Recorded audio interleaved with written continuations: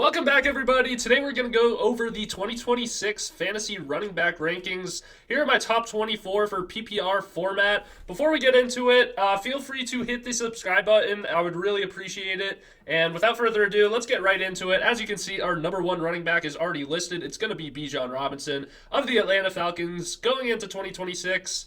New coaching with Kevin Stefanski as the head coach is only great news for Bijan owners. It is going to be that Cleveland Browns heavy run scheme, outside zone, similar to Nick Chubb when he was in his prime. I'd expect Bijan Robinson to get peppered with touches all year long. You're probably talking 15 to 20 carries on the ground. I would expect a little bit less usage if they bring back Tyler Algier, but Bijan's set up for a perfect 2026. And going off of Bijan is going to be our cover photo here. It's going to be Jahmyr Gibbs. I know the Detroit offense took a little bit of a step back in 2025. However, new play caller from Arizona coming into the fold is only going to bring good things for this Detroit offense. They still have all the weapons that they need, and with the GM saying they would consider moving Monty this offseason, I think it's all wheels ahead for Jahmyr Gibbs to really take that full leap that we all want him to take as the bell cow RB1 going into 2026. And you really can't say too many bad things about these top running backs. You're just kind of the margins are so small within these top five guys where it's so thin, but Bijan and Jahmyr Gibbs really separate themselves out of those five as the clear tier one for me. And moving off of Jahmyr Gibbs, it's going to be the RB1 from 2025. It's going to be Christian McCaffrey.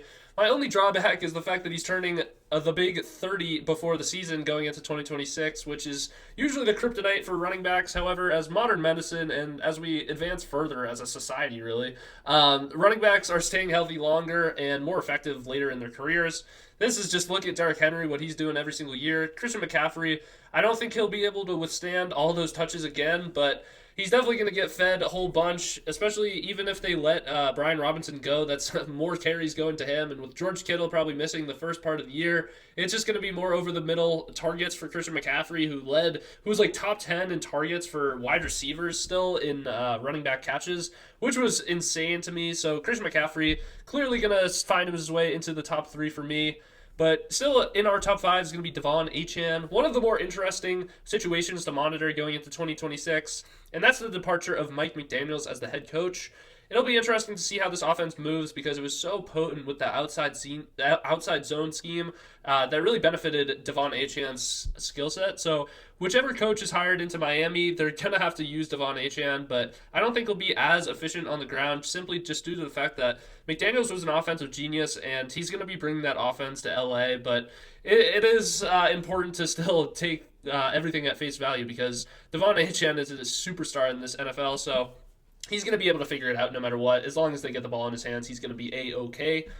Rounding out our top five is James Cook out of the Buffalo Bills. The Bills need to make a lot of offseason additions this year, especially on the offensive side of the ball. Whether that's through the draft or through trades, they're definitely going to really build up this wide receiver core. I think that's probably most of the mission, especially them bashing Keon Coleman and basically playing the blame game on who actually drafted him, which I thought was funny. So they clearly know that they have a big hole at wide receiver. You can't really just keep running James Cook until he dies with only Dalton Kincaid to put some pressure outside of the run game. So James Cook is still going to be efficient on the ground, but maybe not as many stacked boxes will actually be good for him. So whichever offensive weapons they bring in is only going to benefit James Cook, and he should still firmly be in the top five going into 2026. And into 2026 RB6, yes, it is a rookie here with Jeremiah Love. I don't know where he'll land, but this is assuming that he lands in that Saints or Chiefs spot at the 8-9 picks in the 2026 NFL Draft. I love Jeremiah Love as a prospect, and I know I'm probably just going to get a bunch of hate for this, but I think he's better than Ashton Jeanty was as a prospect. I wasn't as big as a fan as a lot of others were on Jeanty, but Jeremiah Love is everything that Jeanty was, and he played in the committee at Notre Dame. They still had Jadarian Price, who is probably going to be a second-round running back, maybe even the RB2 of this draft class, as far as draft position-wise. He's super talented, and that's all just to say that Jeremiah Love, he's just scratching the surface of what he could be. And when he's in the NFL, I'd imagine he's going to get that bell cow treatment. And if he finds himself in the Mahomes offense or with Tyler Shuck in an upcoming New Orleans Saints offense, he's going to be an absolute problem. So really like Jeremiah Love going into 2026, but obviously we will see where he lands.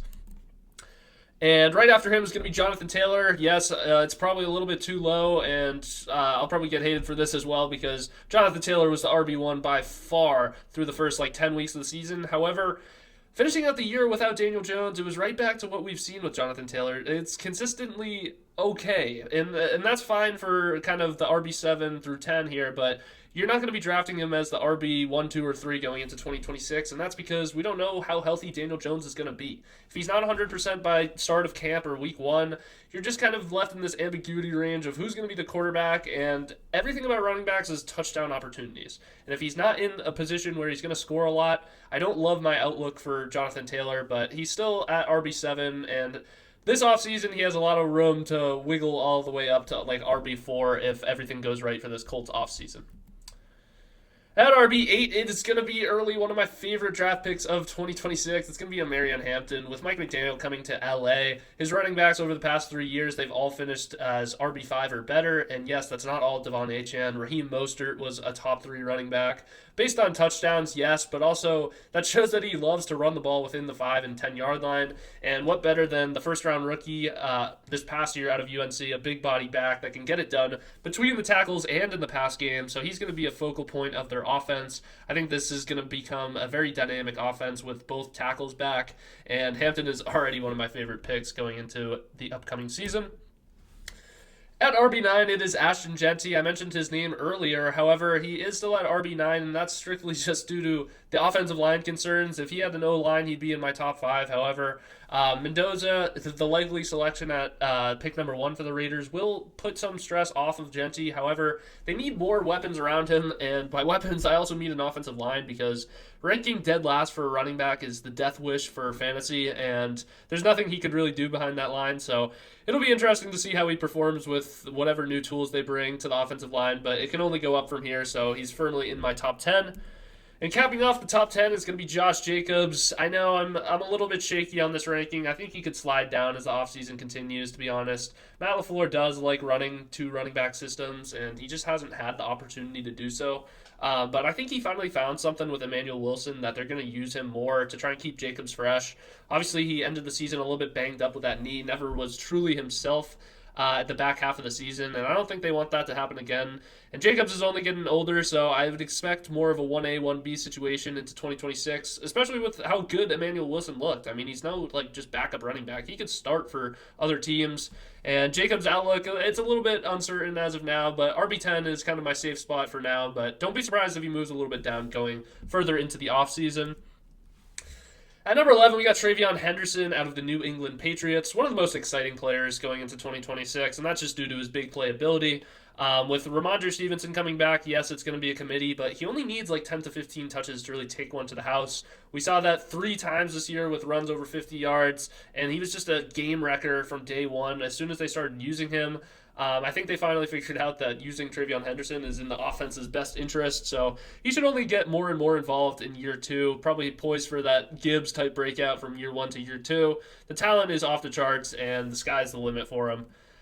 And then at RB12, it's Chase Brown. He finds himself in a similar situation as 2025 ranking, and I don't feel any real inclination to move him up or down from 2025, and that's just due to the fact that we saw in the back half, or really back quarter of the season, the past 4 or 5 weeks with Joe Burrow, he looked like himself. He was back to Chase Brown. Lots of touchdowns, lots of receiving work, and even with Pirine involved, he was still super effective on the ground. They built this run game behind Chase Brown's skill set. I think they're going to continue it into 2026, and he's one of the safest running backs you can take in fantasy, assuming Joe Burrow stays healthy. And then we got Derrick Henry. Speaking of safe running backs, here's another one from the same division in the AFC North. Derrick Henry with new coaches, I think they're going to want to slow things down. I think whatever coach they hire, they're playing too fast as far as the past few years. They're going to try and win with defense and run game. I'd be expecting a lot more of Lamar's legs and kind of that read option with Derrick Henry that is virtually impossible to stop as a defense. And really just trying to win with their defense, getting them all back in healthy. And Derrick Henry, I'm just done betting against him with his age, so maybe this is the year he falls off, but I'm not going to be the one caught on the sideline when Derrick Henry's dropping 40 again on the Packers, and you're saying, oh man, I thought this was the year he fell off, but I'm going to keep drafting him, and I think RB13 is the appropriate price into 2026. And then we got Saquon Barkley from the Philadelphia Eagles, and boy, was 2025 a bit of a disappointment. It was a little bit shocking to see Saquon go from RB1 to wherever he finished this year, probably in the RB15 range, because he was healthy the whole year, and Tank Bigsby really wasn't too involved until the last few games of the season. And Saquon still couldn't get it done. This Eagles offense looked broken. But with Kevin Patullo officially fired and the Eagles bringing in new play callers, this is maybe a resurgence here for Saquon. I will say he still looked like he had all the burst. Obviously, with Lane Johnson missing extended time, that really hurt him between the tackles. Not as much running lanes for Saquon to really do what he does best. But he's still inside my top 15, and I wouldn't be surprised if he moves up throughout the offseason as well. And then at 15, we go to another second-year player here in R.J. Harvey from the Denver Broncos. In Dobbins' absence, he really stepped up and showed that he is more than what he was kind of playing as the 1A, 1B with J.K. Dobbins, and he is very effective on the ground and in the air, scoring lots of receiving touchdowns, which was great for fantasy. I think he's as safe as they come in PPR formats. With Bo Nix coming back, this whole offense probably coming back. They're very young, and they're only getting better. R.J. Harvey probably going to step back into the lead role here, even if they bring J.K. Dobbins back. And I really like the package this young running back plays with. He's fast and he's physical downhill. He's great inside the red zone as well. So you have high upside for more than 10 rushing touchdowns going into 2026. So I really like Harvey's outlook as the RB15. But following him up is going to be another disappointment from 2025. It's Bucky Irving. New play caller in town for Tampa. It is Zach Robinson from the Falcons. He was their OC. So you might see a little bit more committee work here with Sean Tucker, the same way they used Tyler Algier to spell Bijan. And maybe that's just going to be a little bit too much to be annoying within the 10-yard line, because Sean Tucker was similar to Algier. He was effective in the red zone, and I'd expect them to use Sean Tucker in a similar way.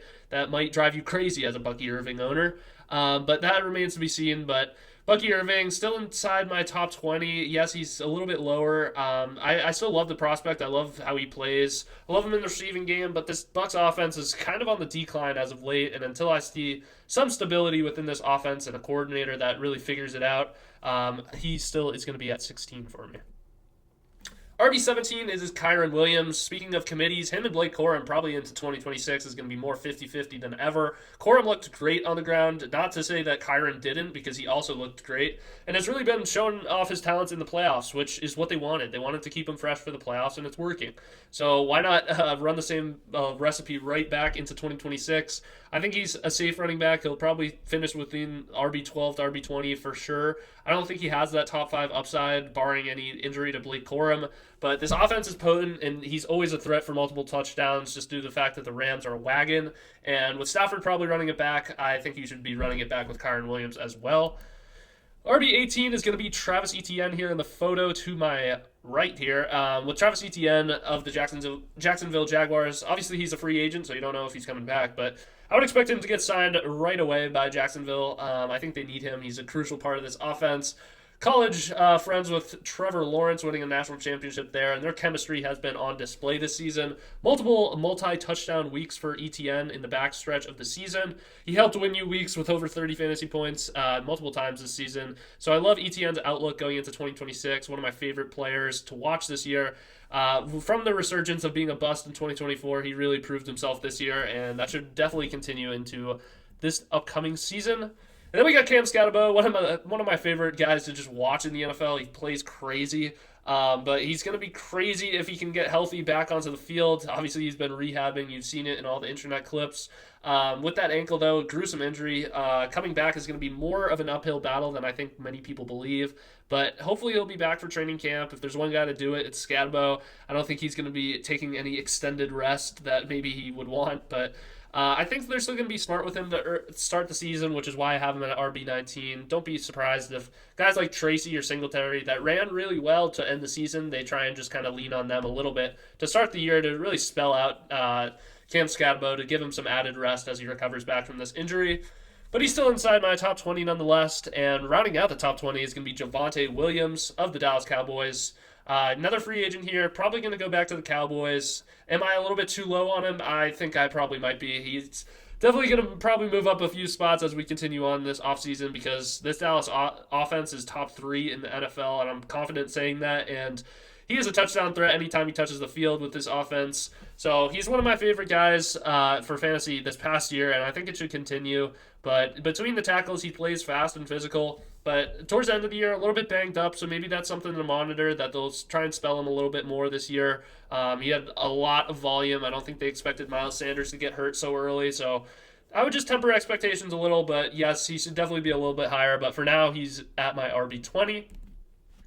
And then at RB21, and this is one where it's kind of shaky here. I'm putting Breece Hall at 21, and this is if he stays on the Jets. And that's a big if, because I think there's a good chance that he actually leaves the Jets. And if he goes to the Chiefs or somewhere else, he would be way, way higher. But if he stays with the Jets, I love the talent of Breece Hall. I think I'm one of the truthers here that think he's like a top 5 to 10 running back in real life in the NFL. And he just needs the talent to really shine, because he's been the lone bright spot for this Jets offense for way too long. And it's about time he gets the national media respect that he deserves. But for now, he's just kind of in my limbo RB21 spot. And then RB22, we got DeAndre Swift. I don't know if the Bears will make any additions to this running back room. They lost their running back coach in Eric Bieniemy, but this offense still runs through that 1A, 1B system of Swift and Monangai. And with this offensive line all coming back, I really like them going into 2026. Swift is more of that outside Jahmyr Gibbs role, to say, in that Ben Johnston-esque Lions recreation here with the Bears. And Monangai is the more physical player, but I wouldn't be too shocked if Monangai gets more involved going into his second year, trying to ease off the stress of DeAndre Swift as he ages.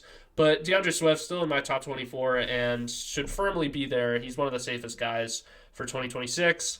And following him up is going to be Jaylen Warren. We don't know who the quarterback for the Steelers is going to be. I would expect Rodgers to retire. And then going off of that, new coaching staff as well. It's just a big I don't know fest in Pittsburgh. And Jaylen Warren was playing so hard. And with Kenneth Gainwell as an unrestricted free agent, I think he's going to command a lot of interest on the open market. So you might see just a Jaylen Warren and Caleb Johnson backfield. So the volume alone should make him in the top 24, but as soon as we get more clarity, I'll update my rankings. But for now, he's at RB23 for me. And then closing us off, we got Quinshon Judkins. The same injury pretty much as Cam Scatabo, but going into 2026 with this new probably quarterback and coaching staff, it remains unknown on how this offense will look. I'm not sure if they're going to run it back with Shador, but even if they do, I still like Judkins because he showed that he is a true talent in the NFL. I think he was underdrafted in the NFL draft, and he really proved himself between the tackles, explosive plays, and then even in the last 2 games with Dylan Sampson missing time, he was heavily utilized in the passing game. And maybe that's another thing that he can improve on in the offseason and could take him from a top 20 running back to a top 10 running back. So it'll be interesting to see, but he caps off my top 24 running backs for 2026. And please, please, please, before you close off the video, I would love it if you hit the subscribe button for all your fantasy and NFL content this offseason. And that is going to do it. Peace.